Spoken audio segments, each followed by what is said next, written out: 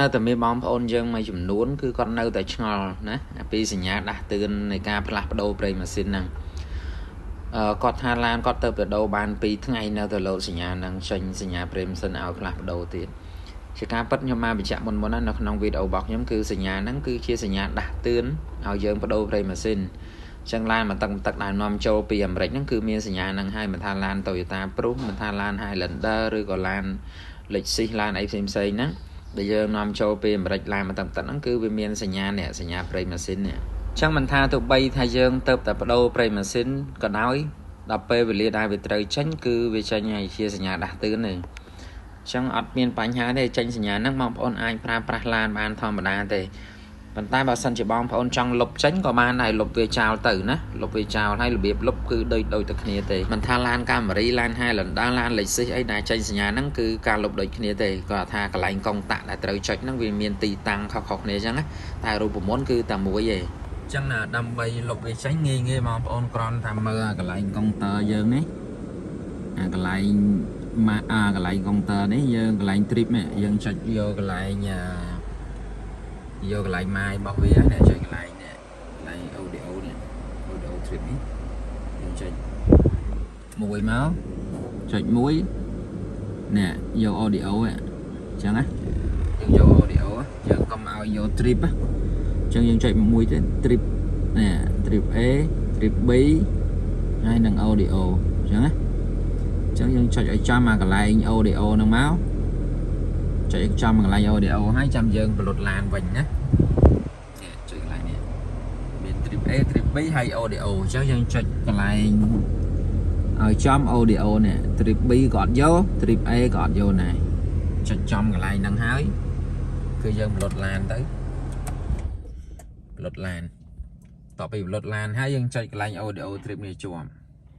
ចុចស្កត់វាជាប់អញ្ចឹងហើយចាំយើងបញ្ឆេះឡានវិញមកប៉ុន្តែយើងកុំប្រឡែងអាហ្នឹងណាកុំប្រឡែងដៃហ្នឹង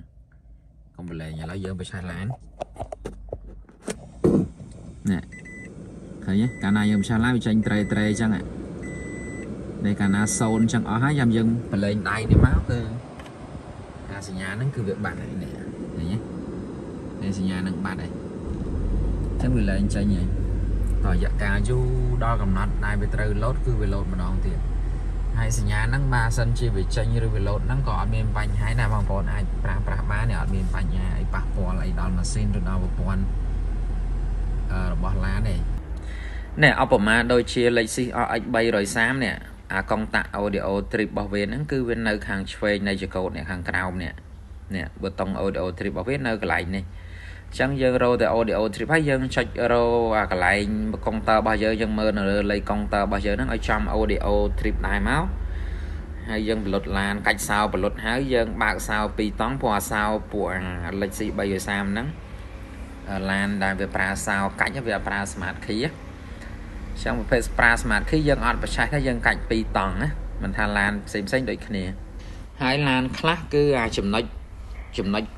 ប៊ូតុង audio trip របស់វាហ្នឹងវានៅចំកណ្ដាលកុងទ័រហ្នឹងហ្មងវាមានចង្អុយបលួញវាឡើងមកអញ្ចឹងណាអញ្ចឹងយើងចុចដូចគ្នាណារូបមន្តវាដូចគ្នាទេឡានដែលប្រើ smart key ឬឡានដែលប្រើសោកាច់ដូចគ្នាទេអញ្ចឹងបងប្អូនគ្រាន់តែបញ្ឆេះឡានហើយចុចកន្លែង audio trip នេះចុចរយចំកន្លែងកុងលើកុងទ័រ audio មកហើយបងប្អូនបលុតឡានវិញមករួចហើយសកត់អាប៊ូតុង audio trip នឹងឲ្យជាប់យើងកាច់សោ2តង់តែយើងកុំបញ្ឆេះយើងកាច់សោ2តង់មកនោះអាសញ្ញាត្រេនឹងឡើងដូចគ្នាអញ្ចឹងរូបមន្តវាដូចគ្នាមិនថា Toyota Prius ថា Toyota Tacoma Lexus អីទេ Toyota អីផ្សេងឡានអីផ្សេងណាចេញសញ្ញាហ្នឹងគឺរូបមន្តវាដូចគ្នាបងប្អូនអាចធ្វើតាមរូបមន្តហ្នឹងហើយគឺយើងអាចលុបវាចោលបានហើយហ្នឹងហើយវីដេអូនេះខ្ញុំមានតែប៉ុណ្ណឹងសម្រាប់ចែកម្លែកកុំឲ្យគាត់ឆ្ងល់គាត់នៅតែឆាតមកសួរតាម Telegram អញ្ចឹងណាអញ្ចឹងរបៀបលុបគឺអញ្ចឹងណាហើយជាសញ្ញាដាស់តឿនទេសញ្ញាដាស់តឿនប្រេងម៉ាស៊ីនហើយយើងរំលឹកឲ្យលុយយើងផ្លិចបដូរប្រេងអញ្ចឹងណាគឺចេញសញ្ញាហ្នឹងមកថាអូយើងបានបដូរប្រេងនៅអញ្ចឹងអូយើងបានបដូរហើយអញ្ចឹងយើងគ្រាន់តែលុបវាចោលទៅអញ្ចឹងបងប្អូនគាត់អ្នកប្រើប្រាស់ឡាន